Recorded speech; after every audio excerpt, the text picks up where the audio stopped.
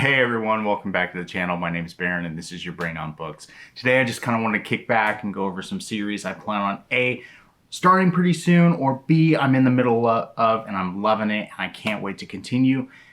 So none of these are in any particular order. I'm eager to get to all of them, but there isn't one that's really taking priority over the other. Just a little bit about my reading taste. I tend to juggle multiple series at one time. I throw in a lot of standalones. I like jumping around between genres. I like to keep it fresh, right? So there's a good chance I'm going to have 2, 3, 4 of these series going at one time, and I'm obviously not going to be able to get to all of them by the end of the year, so there's definitely going to be some rollover into 2022. But even still, I'm pumped.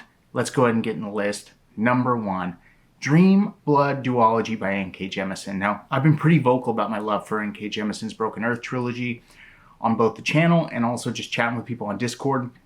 The fact I haven't read anything else from her is just crazy. Like, why have I waited so long?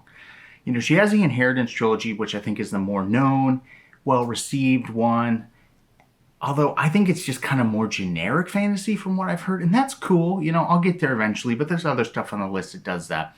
What I like about her work so far, at least with Broken Earth, is it's just so unique. And I think Dreamblood is going to fit that bill for me. You know, even just judging a book by its cover, it just looks cool. It looks dark. It looks vibey, you know. They're both short. It's only 2 books. I'm probably going to jump on it pretty soon. Went on from there.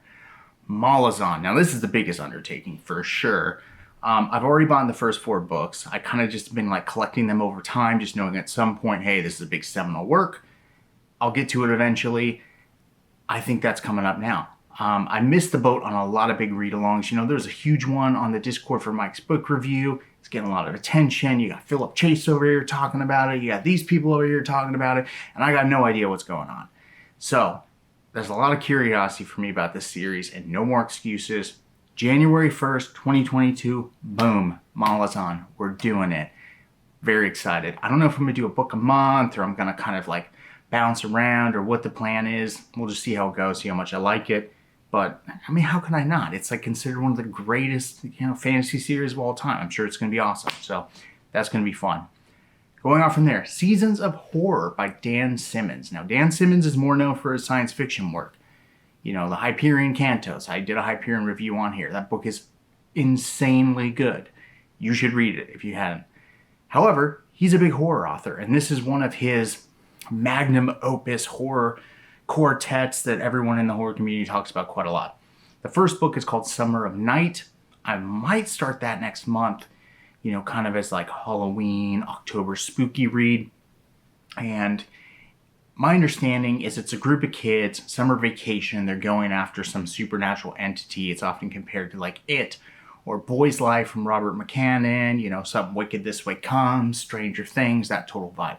I love books like that. I love stories like that. And each one of these 4 books, which lines up with each of the 4 seasons, is kind of just about that town. So as a Stephen King fan, I'm just getting Derry vibes, and I'm wanting to get in there, see what's going on here. Moving on from there, Realm of the Elderlings. Oh man, I finished the first 2 books in Farseer, and I was blown away. Hav is an amazing writer. I barely scratched the surface in Realm of the Elderlings, and I'm already in love. This is going to be probably way up there on my top series of all time if it continues with this level of quality, and I have no doubt that it will. So I'll likely do some reviews or discussions or something on the channel about Realm of the Elderlings. Probably not every book, but, you know, probably each trilogy or series within, you know, doing Farseer, then Live Ship, Tiny Man, etc. You get the idea. But either way, there's probably nothing else on this list that I'm as excited to get to or continue than Realm of the Elderlings. Going on from there, the Border Trilogy by Cormac McCarthy. Now, I just read Blood Meridian, and I have quite a love-hate relationship with that book. On one side, his prose writing is some of the best I've ever seen. You know, a lot of people consider him the greatest living American author, one of the greatest American authors of all time. It's really hard for me to argue against that. You know, some of the stuff he showed in Blood Meridian just kind of blew me away. Now, on the other end, that book is so unconventional that it was tough to get to at times. Like, sometimes I was just like, what the heck am I even reading? This is crazy. And it was just gritty. I'm getting off track. I'm just having like PTSD with Blood Meridian right now. But the Border Trilogy from the fan base has kind of communicated to me that it's more of a conventional storytelling format, typical character arcs, but it's going to have a lot of that stuff that I really liked about Blood Meridian. There's just like little nuggets of just beautiful lyrical phrasing that McCarthy does that's just kind of sprinkled throughout. So that should be cool. Probably going to maybe do that along with Malazan. Pretty different in tone, maybe jumping back and forth between the two of them will be kind of cool. We'll see how it goes. But that's more likely a 2022 read for me. Going on from there, the only sci-fi on this list, and that is Sun Eater by Christopher Rocchio. I've already picked up Empire of Silence, and I don't really know what the story's about, but I hear all the comparisons to like Rothfuss and Dune and this and that. I don't know if any of it's true. It could be total BS. But either way, I'm sure it's going to be awesome. And Rocky is always like communicating with all the fans. He's on the Discord, and he just seems like such a cool dude that to not try one of his books, just I would be remiss not to, right? So that's the only sci-fi on the list, but still excited. They're big books though. That's gonna be a heavy read. Okay, going on from there is the First Law world. So I've read the First Law trilogy. I've read Best Served Cold. This is another thing I kind of have a love-hate relationship with. I finished Last Argument of Kings and was just blown away. Phenomenal book. Then I started Best Served Cold, and I hated it.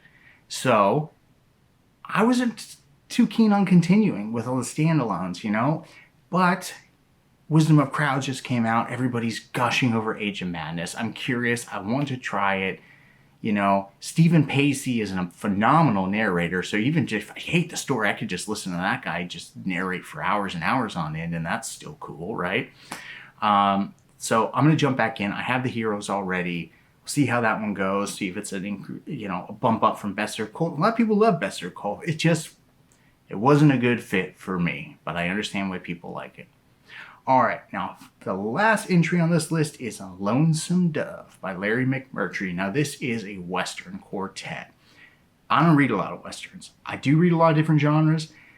However, it's typically more literary, contemporary, historical fiction. I guess this could kind of be considered historical fiction. But I don't do a lot of other genre fiction. I don't do mysteries or thrillers or Western stuff like that. But so many authors that I love and respect just can't stop gushing over Lonesome Dove. You know, you got Brian Lee Durfee said, you know, this is one of his favorite books. It's the greatest Western ever written. You got Mr. Stephen King himself saying this is his absolute #1 favorite book of all time. It's like when I hear stuff like that, how can I not pick it up? You know, and this is going to be pulling me out of my comfort zone a little bit, but that's good, right? We should be doing that. This is another one. I'm not sure when I'm going to get into it, but I sure am excited. I think I got a lot of different things in the work. I'm going to keep it fresh. I'm going to do some Westerns, going to do some high fantasy, sci-fi, horror. We're going to go all over the place here. So anyway, that's my list. If you've read this stuff, let me know what you think. I want to know. Leave it down below. We're going to get the discussions going. You'll probably see some reviews for these things in the future. And until next time, see you.